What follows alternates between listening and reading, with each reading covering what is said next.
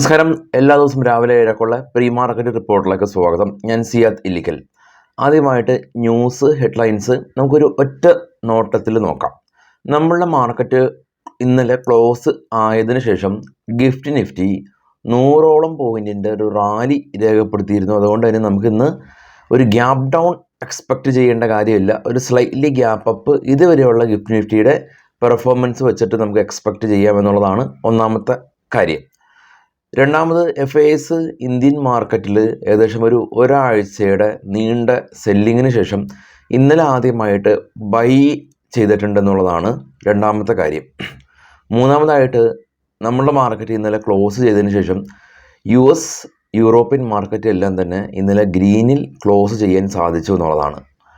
നാലാമതായിട്ടുള്ളത്, US Vicks ഇന്നലെ ഒരു single day കൊണ്ട് 12% ഫോള് ആയി എന്നുള്ളതാണ്. അഞ്ചാമതായിട്ട്, ഇപ്പോൾ ട്രേഡ് ചെയ്യുന്ന ഏഷ്യൻ മാർക്കറ്റിൽ പ്രോഫിറ്റ് ബുക്കിംഗ് ഒന്നും തന്നെ ഇല്ല എന്നുള്ളതാണ് അഞ്ചാമതായിട്ടുള്ളത്. നമുക്ക് ഇനി വിശദമായിട്ട് നമ്മുടെ മാർക്കറ്റിലുള്ള സ്പെസിഫിക് ആയിട്ടുള്ള ന്യൂസുകൾ ചർച്ച ചെയ്യാം. ആദ്യം ഗ്ലോബൽ മാർക്കറ്റ് നോക്കാം. ഏറ്റവും ടോപ്പിൽ കാണാം ഗോൾഡ്. $2080 പെർ ഔൺസ് എന്ന നിലയിൽ ഗോൾഡ് ഇൻ്റർനാഷണൽ മാർക്കറ്റിൽ ട്രേഡ് ചെയ്യുന്നു. ആദ്യ ബാച്ചിലുള്ള ഏഷ്യൻ മാർക്കറ്റിൽ ജപ്പാൻ മാർക്കറ്റ് 227 പോയിൻറ്റിൻ്റെ ഒരു ഇടിവ് കാണുന്നുണ്ട്. അത് മാറ്റി നിർത്തി കഴിഞ്ഞാൽ മറ്റുള്ള ഏഷ്യൻ മാർക്കറ്റിൽ പ്രശ്നങ്ങളൊന്നുമില്ല. നമ്മുടെ മാർക്കറ്റ് ക്ലോസ് ചെയ്തതിന് ശേഷം DAX, German market, CAC 40 France, FTSE UK മാർക്കറ്റുകൾ പോസിറ്റീവിൽ ക്ലോസ് ചെയ്തിട്ടുണ്ട്. ബിറ്റ്കോയിൻ 1335 പോയിൻറ്റിൻ്റെ റാലി ഉണ്ടാക്കിയിട്ടുണ്ട്. ഇന്ത്യ വിക്സ് ഇന്നലെ 6% ഉയർന്ന് 15.5 ഇന്ത്യ വിക്സിൻ്റെ നിൽപ്പ്. ഡോ ഫ്യൂച്ചർ ഇപ്പോൾ ട്രേഡ് ചെയ്യുന്നത് ഫ്ലാറ്റാണ്. എന്നാൽ ഡോയും നാസ്ഡാക്കും ഇന്നലെ ക്ലോസ് ആയിരിക്കുന്നത് പോസിറ്റീവിലായിട്ടാണ്. US വിക്സ് കാണാം 12% ഇടിവുണ്ടാക്കി 10.4 എന്ന നിലയിലാണ് US വിക്സിൻ്റെ നിൽപ്പ്. US മാർക്കറ്റിൽ ലിസ്റ്റ് ചെയ്ത ഇന്ത്യൻ കമ്പനികളിൽ Infosys, Wipro, ICICI bank, HDFC, Tata Motors, doctor Reddy, lines എല്ലാം തന്നെ ഗ്രീനിൽ ക്ലോസ് ചെയ്യാൻ സാധിച്ചു. യുഎസിലെ ടെക്നോളജി കമ്പനീസിൽ ആമസോണും ഗൂഗിളും മൈക്രോസോഫ്റ്റ് മാത്രം റെഡിൽ ക്ലോസ് ചെയ്തപ്പോൾ മറ്റുള്ള എല്ലാ ടെക്നോളജി കമ്പനീസും പോസിറ്റീവിലാണ് ട്രേഡിങ് അവസാനിപ്പിച്ചത്.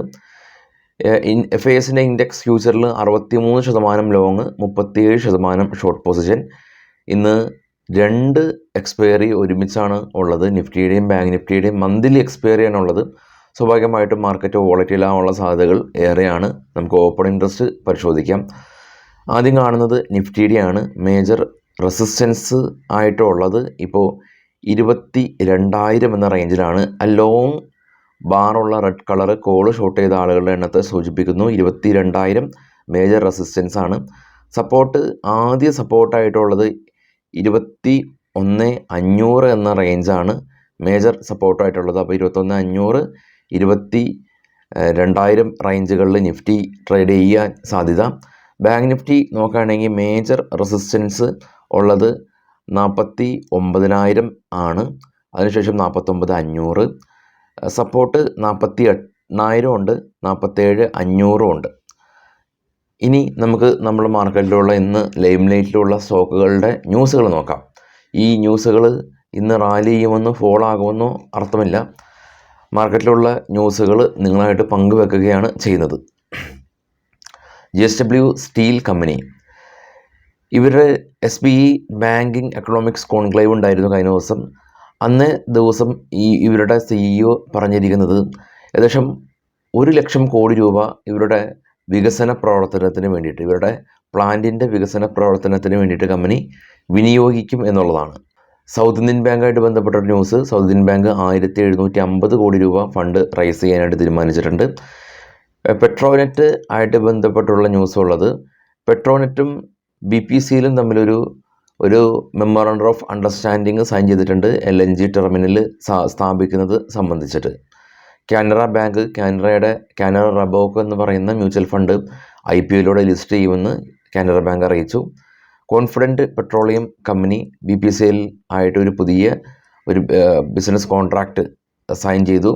സൊമാറ്റോ GST കൗൺസിൽ സൊമാറ്റോക്ക് ഏകദേശം 400 കോടി രൂപയുടെ GSTയും വിത്ത് പെനാൽറ്റിയും കൊടുക്കണമെന്ന് ഒരു നോട്ടീസ് അയച്ചിട്ടുണ്ട് എന്നുള്ള ന്യൂസ് ഉണ്ട്, ശ്രദ്ധിക്കുക. KPI green bonus share issue ചെയ്യുന്നുണ്ട്. ഡിസംബർ 30 ഇത് സംബന്ധിച്ചുള്ള തീരുമാനമുണ്ടാവും. കമ്പനി നിലവിലുള്ള ഷെയർ ഹോൾഡേഴ്സിന് സ്റ്റോക്കുകൾ എക്സ്ട്രാ കൊടുക്കുന്ന ഒരു രീതിയാണ് bonus share. Azad engineering company turbine manufacturing കമ്പനിയാണ് ആസാദ് എഞ്ചിനീയറിംഗ് കമ്പനി. ഇന്ന് NSEയിലും BSEയിലും ലിസ്റ്റ് ചെയ്യും.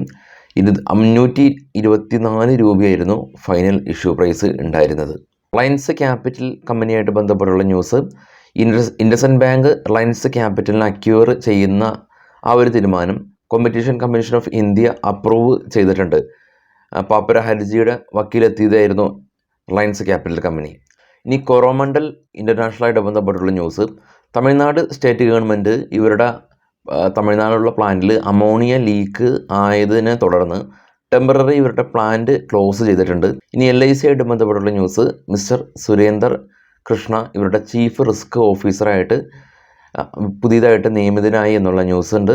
ഗെറ്റ് പവർ ഇന്ത്യ കമ്പനിക്ക് 10 കോടി രൂപയുടെ ഓർഡർ കിട്ടിയതായിട്ടുള്ള ന്യൂസ് ഉണ്ട്.